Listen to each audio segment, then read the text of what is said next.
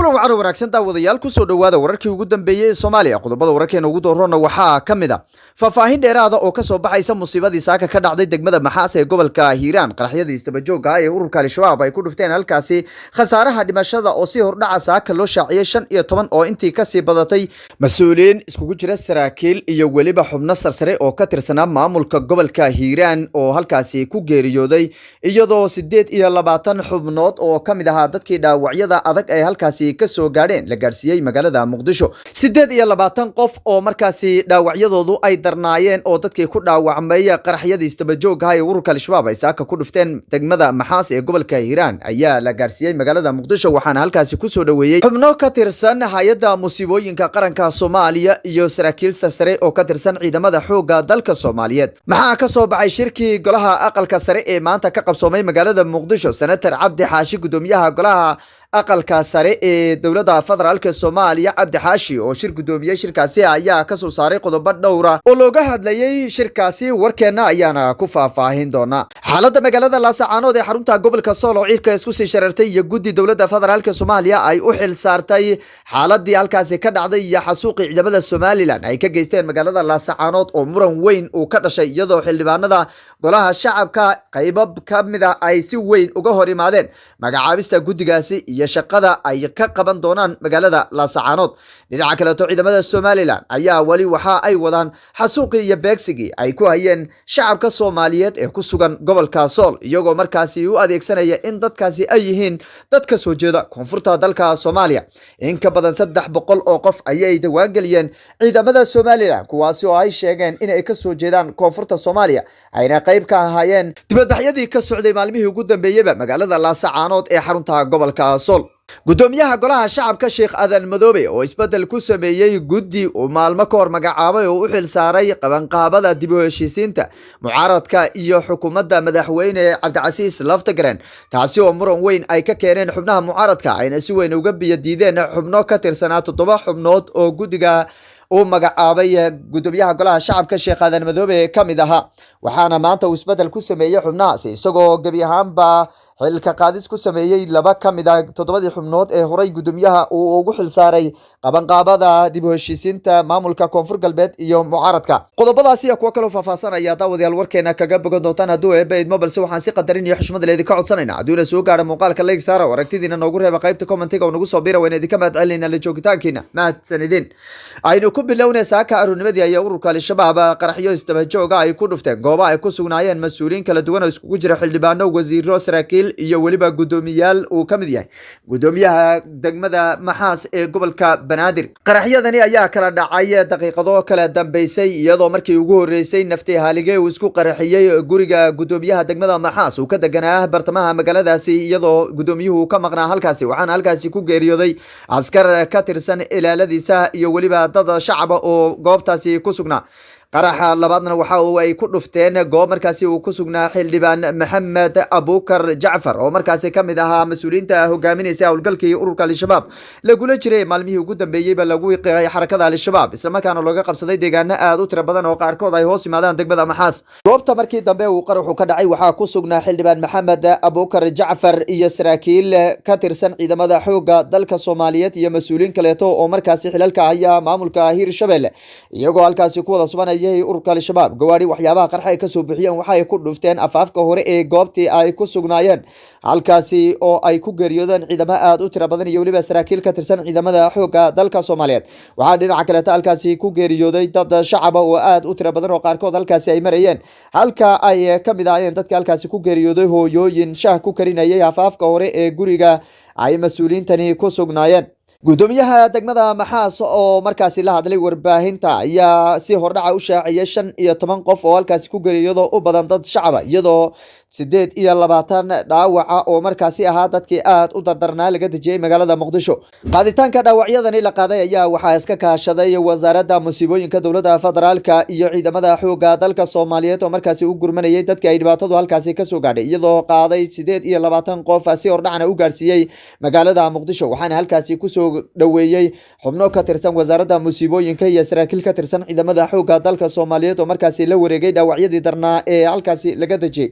iyagoo sheegay in ay kula tacaali doonaan isbitaalada ku yaala magaalada muqdisho ciddii markaasi u baahato dalka dibadiisana si degdega loogu qaadi doono. madaxda ugu sareysa dowladda federaalk ee Soomaaliya oo kow ka yahay madaxweynaha jamhuuriyadda federaalk ee Soomaaliya iyo ra'iisul wasaaraha dowladda federaalk ee Soomaaliya Xamse Cabdi Barre ayaa horay u ballan qaaday in dhagaraha ururka al-shabaab dadka ay ku waxyeeleeyaan in dowladda federaalku ay garab taagan tahay sida ugu dhaqsiyaha badan wax laga qaban doono, iyadoo qaraxyadii Soobe iyo waliba qaraxyadii kale ee ka dhacay magaalada Muqdisho dadkii ku dhaawacmayna ay dowladda federaalku u istaagtay isla markaana ay la garab taagneyd in lagu tabiibo isbitaalada iyo waliba qarashaadka markaasi ay u baahan yihiin dadka ay waxyeeladu ka soo gaadho qaraxyadaasi. waxaana ay gudanayaan baa la yidhi waajibaadkooda mas-uuliyiintan ka tirsan ciidamada xoogga dalka Soomaaliyeed iyo xubnaha kale ee ka tirsan wasaaradda musiibooyinka ee u istaagay in sida ugu dhaqsiyaha badan dadkii ay dhibaatadu halkaasi saaka ka soo gaadhay loo qaado magaalada Muqdisho si loogu tabiibo looguna daryeelo isbitaalada waaweyn ee ku yaala magaalada Muqdisho caasimadda dalka Soomaaliya. dhinaca kaleeto waxaa la sheegay in dhaawacyada qaybo ka mid ah ay weli ku dambeeyaan halkaasi, iyadoo ay dowladda federaalku ay sheegtay in sida ugu dhaqsiyaha badan qaybaha kalena loo soo qaadi doono, halka dhaawacyada fududna lagu dhabiibi doono magaalada beledweyne ee xarunta gobolka Hiiraan. mas-uuliyiinta ku sugan degmada Maxaas iyo weliba saraakiisha ciidamada ee halkaasi ku sugan weli si rasmi ah umaysan shaacinin dadkii ku geeriyooday labadii qarax ee saaka ka dhacay degmada Maxaas, balse gudoomiyaha oo VOA la hadlay ayaa sheegay in si hordhaca xilligii ugu horeeyay uu hubo inay geeriyoodeen in ka badan 15 qof oo shacab, balse goobjoogayaal ku sugan halkaasi ayaa noo xaqiijiyay in ay geeridu ay kor u dhaafayso 30 qof oo markaasi u badan dadka shacabka, halka dhaawacana uu ku sheegay inay gaarayso 50 iyo dhowr qof shacab oo ku sugan degmada Maxaas oo markaasi aan wax ka weydiinay saraakiisha magacyadooda iyo mas'uuliyiinta halkaasi ku geeriyooday ayaa noo xaqiijiyay in uusan hadda la wadaagi karin magacyada saraakiisha ee ku geeriyooday qaraxyada istabajooga ee ka dhacay degmada Maxaas, balse wuxuu noo sheegay in saraakiisha sarsare ee halkaasi ku geeriyootay ay gaarayaan 3 sargaal oo markaasi kamid ahaa saraakiishii hogaaminaysay ciidamada xoogga dalka Soomaaliyeed ee ku sugnaa deegaanadaasi. wuxuu dhinaca kale ta sheegay in gudoomiye ku-xigeen iyo waliba mas'uuliin ay iskugu jira agaasino ay halkaasi ku geeriyoodeen, iyadoo qaraxii dambe ee gawaarida waxyaabaha qarxa ay ka soo bixiyeen ururka al-shabaab ay kula beegsadeen goob markaasi ay ku sugnaayeen mas'uuliintii ugu badanayd ee markaasi hogaaminaysay dagaalkii ururka al-shabaab lagula jiray iyo waliba mas'uuliin u soo gurmaday dadkii ka barakacay dagaaladii ururka al-shabaab lagula jiray ee ka socday deegaanka degmada Maxaas ee gobolka Hiiraan. gudoomiyaha gobolka Hiiraan Cali Jeyte oo lagu yaqaano inuu bilihii ugu dambeeyay ku sugnaa furmaha hore ee dagaalka ayaa fariin u diray shacabka gobolka Hiiraan, taasi oo kaga codsanayo in haraadiga ururka al-shabaab ee ku hadhay deegaanadaasi ay soo saaraan isla markaana aysan marti gelinin, isagoo sheegay inaysan jirin ururka al-shabaab deegaan ay hadda gacanta ku hayaan oo ka tirsan gobolka Hiiraan. waxaa dhinaca kaleeto uu sheegay in ururka al-shabaab looga taageeroonaday dagaalkii foolka isla markaana aysan dhabka ahayn diinta iyo waliba jihaadka ay sheegtaan,